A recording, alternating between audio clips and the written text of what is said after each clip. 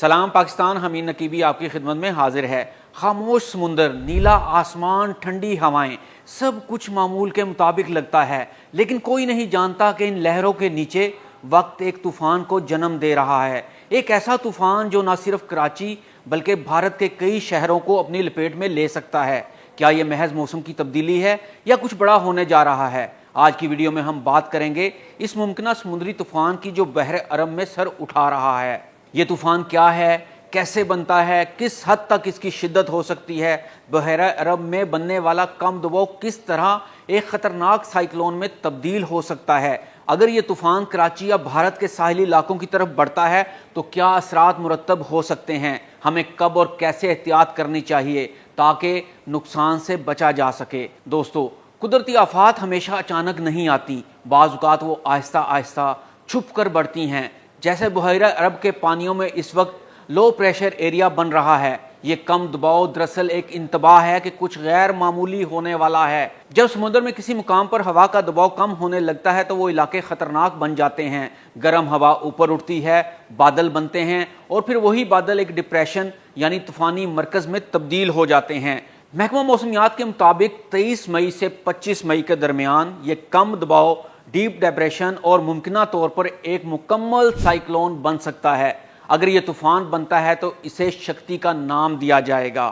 یہ طوفان بھارت کے ساحل کرناٹک، گوا، مہاراشٹرا اور گجرات کی طرف بڑھ سکتا ہے، مگر کراچی سمیت سندھ کے ساحلی علاقے بھی خطرے سے باہر نہیں ہیں۔ کراچی جو پہلے ہی موسمیاتی تبدیلیوں کا شکار ہے، اب ایک اور آزمائش کے قریب کھڑا ہے۔ محکمہ موسمیات نے خبردار کیا ہے کہ 24 مئی سے 1 جون تک کراچی شدید گرمی کی لپیٹ میں ہوگا۔ سمندری ہوائیں بند ہو سکتی ہیں، درجہ حرارت 42 ڈگری سینٹی گریڈ تک جا سکتا ہے، اور اگر طوفان رخ موڑتا ہے تو بارش، آندھی اور سیلاب کی صورتحال بھی بن سکتی ہے۔ تو کیا آپ تیار ہیں؟ بھارت کے کئی ساحلی شہروں میں الرٹ جاری ہو چکے ہیں۔ ممبئی اور تھانے میں 23 سے 25 مئی کے دوران شدید بارش، آندھی اور طغیانی کا بھی خدشہ ہے۔ کسانوں، ماہی گیروں اور ساحلی علاقوں میں رہنے والوں کو فوری احتیاطی تدابیر کی ہدایت دی جا چکی ہے۔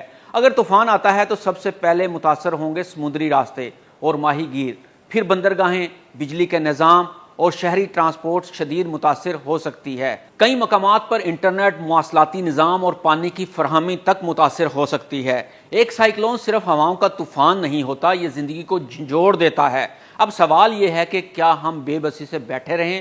نہیں، ہمیں چاہیے کہ ہم وقت پر احتیاط کریں، محکمہ موسمیات کی تازہ ترین اپڈیٹس پر نظر رکھیں، ماہی گیر سمندر کی طرف جانے سے گریز کریں، شہری غیر ضروری سفر سے بچیں، اور سب سے اہم، گھبراہٹ نہ پھیلائیں بلکہ تیاری کریں۔ قدرت ہمیں ہمیشہ اشارہ دیتی ہے، لیکن ہم ان اشاروں کو کتنی سنجیدگی سے لیتے ہیں یہ ہم پر منحصر ہے۔ بحیرہ عرب کے نیلے پانی آج خاموش ضرور ہیں، لیکن وہ خاموشی طوفان سے پہلے کی ہے۔ تو کیا آپ تیار ہیں؟ ویڈیو کو لائک کریں، دوستوں کے ساتھ شیئر کریں اور کمنٹس میں بتائیں کیا آپ نے کبھی سائیکلون کا سامنا کیا ہے، اور ہاں، سبسکرائب کرنا نہ بھولیں تاکہ آپ کو ہر اپڈیٹ بر وقت ملے۔ حمید نقیبی کو اجازت دیجیے، اللہ حافظ۔